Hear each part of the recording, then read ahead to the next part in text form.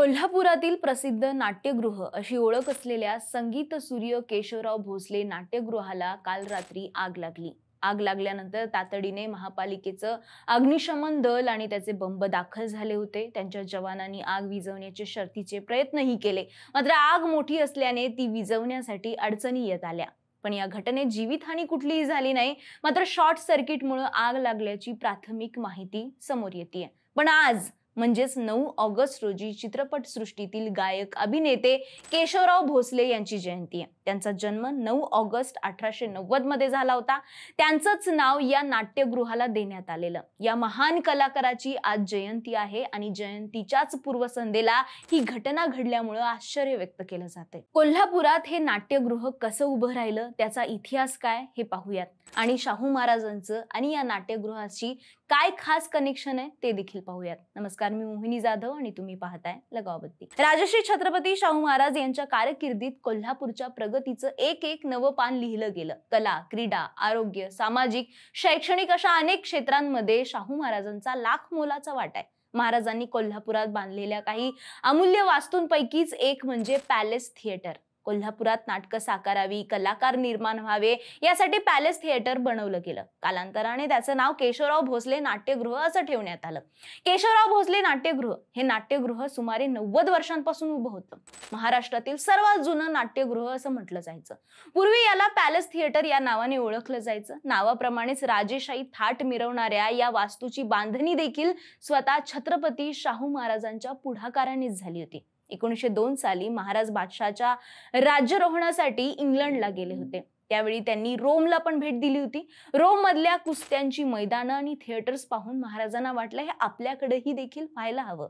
Rome भेटीवरून परतल्यानंतर तिथं असलेले ऑलिम्पिक मैदानं, नाट्यगृह यांची प्रेरणा घेऊन शाहू महाराजांनी या वास्तू इथं उभारल्या। जिवबा कृष्णाजी चव्हाण यांच्याकडनं आपल्या कल्पनेप्रमाणे त्यांनी नाट्यगृहासाठी एक तंत्रशुद्ध आराखडा बनवून घेतला। बाळकृष्ण गणेश पंडित यांना नाट्यगृह बांधण्याचं काम देऊन खासबाग मैदान या कुस्ती मैदाना शेजारीच या नाट्यगृहाचं बांधकाम सुरू करण्यात आलं। नाट्यगृहाच्या बांधकामाला ऑक्टोबर 1913 ला सुरुवात झाली, तर 1915 मध्ये याचं बांधकाम पूर्ण झालं। या 3 वर्षांच्या काळात बांधल्या गेलेल्या या नाट्यगृहाचा रंगमंच 20 फूट बाय 34 फूट इतका प्रशस्त होता। रंगमंचाखाली आवाज घुमण्यासाठी पाण्याने भरलेला 10 फूट खोल खड्डा होता। पूर्वी ही विहीर होती असं म्हणतात। रंगमंचाखाली पाणी ठेवण्याचा उद्देश आवाज घुमावा आणि कलाकारांचा आवाज आहे त्या अवस्थेत शेवटच्या प्रेक्षकांपर्यंत पोहोचवावा, तो फुटू नये म्हणून विशेष दक्षता घेऊन रंगमंचाखाली मोकळी आणि पाण्याची जागा खास ठेवण्यात आली होती। कलाकाराचा आवाज सर्वांपर्यंत पोहोचण्यासाठी शाहू महाराजांनी ही युक्ती केलेली। हे या नाट्यगृहाचं एक खास वैशिष्ट्य होतं। पाणी खेळतं राहण्यासाठी पक्की गटारे बांधली गेली। नाट्यगृहाला कुठेही खांब नव्हते। कुठेही बसलं तरी नाटक व्यवस्थित दिसावं आणि स्पष्ट आवाज ऐकू यावा अशी रचना केलेली। कुस्ती जशी मैदानात कुठेही बसली तरी दिसते, त्याचप्रमाणे रंगमंचावरील नाट्य प्रेक्षकांना कुठूनही दिसावं अशी रचना महाराजांनी स्वतः जातीनं उभं राहून करून घेतली होती। इतकंच नाही तर त्या काळी राजघराण्यातील स्त्रियांना नाटक पाहता यावं म्हणून बाल्कनीमध्ये 2 बंदिस्त खोल्यांची विशेष रचना करण्यात आली होती। नाट्यगृहाच्या सभोवताली प्रशस्त आवार आहे आणि या आवारात कोल्हापूरचे सुप्रसिद्ध अभिनेते अरुण सरनाईक यांचा पुतळा देखील आहे। एका कारंज्याची ही रचना इथं केलेली आहे। संपूर्ण नाट्यगृह आखीव, रेखीव आणि राजेशाही थाटाचं बांधलं गेलेलं। एकंदरीत नाट्यगृहाची रचना आणि सोयी या दृष्टीने ज्या काळात हे नाट्यगृह बांधलं गेलं त्याचा विचार केला तर फारच नवल वाटतं। पॅलेस थिएटरचं उद्घाटन त्यावेळेचे कोल्हापूर संस्थानचे युवराज श्रीमंत छत्रपती राजाराम महाराज यांच्या हस्ते करण्यात आलेलं। थिएटरचं अनावरण 1915 साली दसऱ्याला किर्लोस्कर संगीत नाटक मंडळींच्या मान अपमान या नाटकाचा प्रयोग होऊन झालं। किर्लोस्कर नाटक कंपनी बरोबर राम गणेश गडकरीही इथं आले होते। स्वातंत्र्य काळानंतर याच नाट्यगृहाचं पूर्वीचं नाव पॅलेस थिएटर बदलून केशवराव भोसले नाट्यगृह असं ठेवण्यात आलेलं। कोल्हापूरच्या केशवराव भोसले या नामवंत नटाचं नाव या नाट्यगृहाला देऊन त्यांचा गौरव केला गेला। त्यांची 2 तैलचित्र देखील रंगमंचावरती लावण्यात आली होती।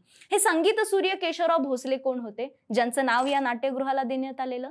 तर ते मराठी नाट्यसृष्टीतील एक श्रेष्ठ गायक अभिनेते होते। 1890 साली कोल्हापुरात जन्मलेल्या केशवरावांनी वयाच्या 4थ्या वर्षापासूनच नाटक मंडळीमध्ये प्रवेश केला. ते पुढे 20 वर्ष रंगमंचावर केशवराव भोसले स्वतःच्या गायनाने संगीत नाटकं गाजवत राहिले. वयाच्या अवघ्या 32व्या वर्षी या संगीत सूर्याने जगाचा निरोप घेतला. 1921 सालच्या संगीत शहा शिवाजी या नाटकातील शिवाजी महाराजांची भूमिका त्यांची रंगभूमीवरील शेवटची भूमिका ठरली.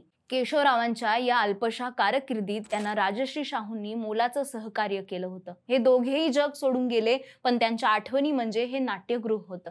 पण केशवराव सभागृह कोल्हापुरांच्या डोळ्यादेखत जळून खाक झालं आणि राजश्री शाहू महाराजांची एक आठवण पुसली गेली.